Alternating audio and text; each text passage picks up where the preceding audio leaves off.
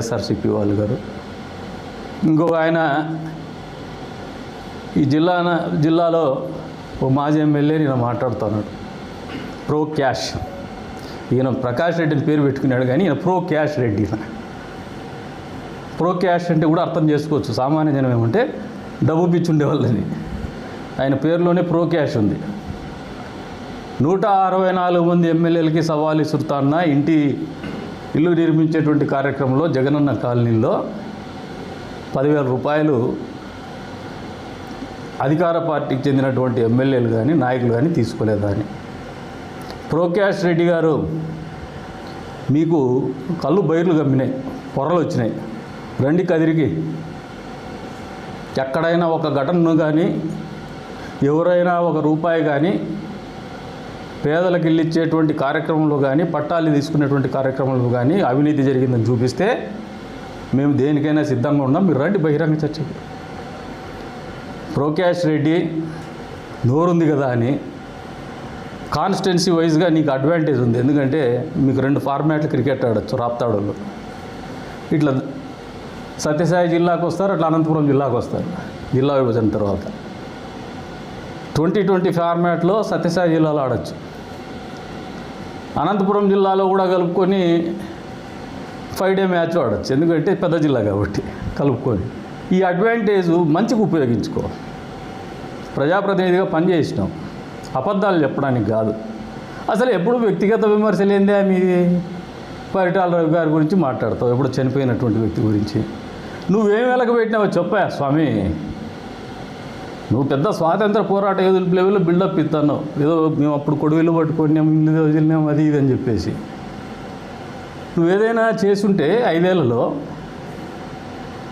పేదలకు ఇల్లు కట్టిస్తే ఆ కిక్కే వేరంట. ఏం మీ నాయనగారు ఆస్తులు ఏమన్నా అమ్మి కట్టించినారా పేదలకి?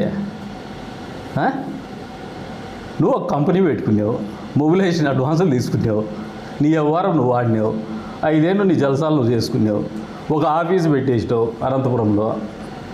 నువ్వు నీ తమ్ముళ్ళు అంతా కలిసి హోల్సేల్గా మామూలుగా ఆ బిజినెస్ మ్యాన్ ఏదో సినిమా వచ్చింది, దాంట్లో ప్రతి ఒక్కరు కూడా కప్పం కట్టిపోవాలన్నట్టు ఒక కార్పొరేట్ ఆఫీస్ ఓపెన్ చేస్తాడు. ప్రో క్యాష్ రెడ్డి నువ్వు చేసింది అదే. నువ్వు నీ తమ్ముళ్ళు కలిసి ఒక ఆఫీస్ పెట్టినారు అనంతపురంలో, ప్రజలు మర్చిపోరు. మేము కూడా అప్పుడప్పుడు గుర్తు చేస్తూ ఉంటాం. చరిత్ర అనేది చెరిగిపోదు ప్రో క్యాష్ రెడ్డి. చరిత్ర ఎప్పుడు కూడా సాక్ష్యంగా నిలుస్తూ వస్తుంది. నువ్వు ఈరోజు నాకు ఇల్లు కూడా లేదంటావు. ఇవాళ రేపు కామన్ సెన్స్ లీడర్స్ అందరూ కూడా గమనించుకోవాలి.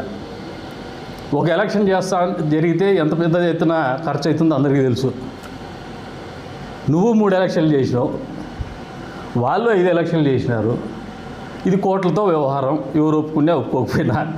ఈ కోట్లతో వ్యవహారాలు చేసినప్పుడు 3 కోట్ల కారు కొంటే ఏమవుతుందా?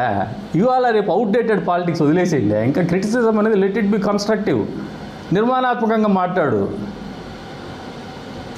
వాళ్ళు ఓవరాల్గా 7 సార్లు 8 సార్లు ఎమ్మెల్యేలుగా మంత్రులుగా 2 సార్లు చేసినారా స్వామి? వాళ్ళకు ఒక ట్రాక్ రికార్డు ఉంది. నీ కథ ఏందో చెప్పా. నువ్వు ఆఫ్టర్ ఆల్ ఒకసారి ఎమ్మెల్యే నువ్వు చేయగలిగింది ఏంది లేదు. 164 మంది ఎమ్మెల్యేల గురించి మాట్లాడతావు. నీ స్థాయి అది. మొదట నీ ముడ్డి మట్టం పెట్టుకో, మళ్ళీ ఊర్లో వాళ్ళని ఎత్తి చూపు. నువ్వు ఎందుకు పోయినావో నువ్వు ఎందుకు ఓడిపోయినావో పోస్ట్ మార్టం చేసుకో. 25,000తో గెలిచినావు, ఓడిపోతే మీసం తీర్చుకుంటా అన్నావు, మాట మీద నిలబడలే, నీ మీసాలేం అట్లే తీరుతాండవు. నిజంగా మగవాను అయితే మాట మీద నిలబడేవాను అయితే మీసం తీర్చుకుని రాజకీయాలు చేయి. మొదట దానికి నిలబడి అదేం ఖర్చు కాదు పెద్దగా, నువ్వైనా చేసుకోవచ్చు.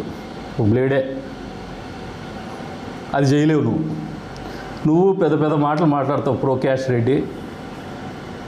వ్యక్తిగత విమర్శలు మానుకొని చదువుకున్నవాడివి నిర్మాణాత్మకంగా మాట్లాడు. ఈ జిల్లాకు మీరేం చేసినారో చెప్పు. మీ 5 ఏళ్ళ అధికారంలో నీ నియోజకవర్గానికి ఏం చేసినావో చెప్పుకో. నిన్ను ఎందుకు ప్రజలు ఓడించినారో ఆలోచన చేసుకో. మీ అన్నదమ్ముల నిర్వాకాలకు క్షమాపణ చెప్పు ప్రజలకి. తర్వాత ఎవరైనా దోచుకుంటా అంటే వాళ్ళ గురించి మాట్లాడు.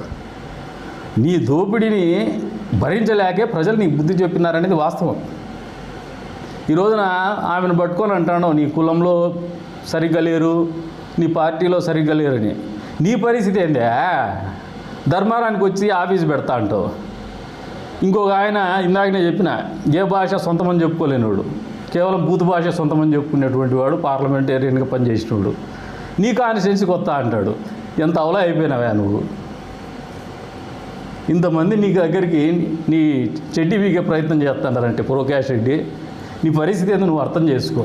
పెద్ద పెద్ద మాటలు మాట్లాడద్దు, నీ స్థాయి అది కాదు. మా తాతలు నేతులు తాగుతాండ్రి, మా మూతులు వాసన చూడండి, ఈ తత్వం పనికిరాదమ్మా. ఇది 2025లోకి వచ్చాం మనము. Be updated politician, be updated leader. అవుట్డేటెడ్గా పోవద్దు. మారినాయి. వచ్చే యుగము ఆర్టిఫిషియల్ ఇంటెలిజెన్స్ యుగం, క్వాంటమ్ టెక్నాలజీ వస్తుంది. నువ్వు ఇంకా ఈ తిక్క రాజకీయాలు, చిల్లర మాటలు ప్రజలకు అన్నీ గమనించుకుంటూ ఉన్నారు. మనం వ్యక్తిగత జీవితంలో తప్పులు చేయకుండా ఆర్థికంగా ఎదిగినా వాళ్ళు అభినందిస్తారు. మనం వ్యక్తిగత జీవితంలో నిరంతరం తప్పులు చేస్తూ ఆర్థికంగా చితికిపోయినామని చెప్పేసి ఆస్తులు కూడబెట్టుకున్నా సరిగ్గా బుద్ధి చెప్తారు. మనం చేసే ప్రతి పని వాళ్ళకి తెలుసు, మనం చేసే ప్రతి ఆలోచన వాళ్ళకి తెలుసు. మనం ఎయిర్పోర్ట్లో వ్యవహారాలు ఆడేటి కూడా వాళ్ళకి తెలుసు. ఏమన్నా తెలియదు అనుకుంటాడు రేపు, మభ్య పెడితే వాస్తవాలు అబద్ధాలు అయిపో ప్రో క్యాష్. కాబట్టి ఒళ్ళు దగ్గర పెట్టుకొని మాట్లాడితే బాగుంటుంది. తెలుగులో ఫాస్టెస్ట్ న్యూస్ ఇప్పుడు కొత్త అవతారంలో 5 సెకండ్లోనే పూర్తి వార్తా సమాచారం మీ చేతిలో. సోషల్ మీడియా ట్రెండ్స్ మీ కళ్ళ ముందుకే live TV and voice search ఆప్షన్స్తో ఇప్పుడే డౌన్లోడ్ చేయండి. యాప్ లింక్ డిస్క్రిప్షన్లో ఉంది.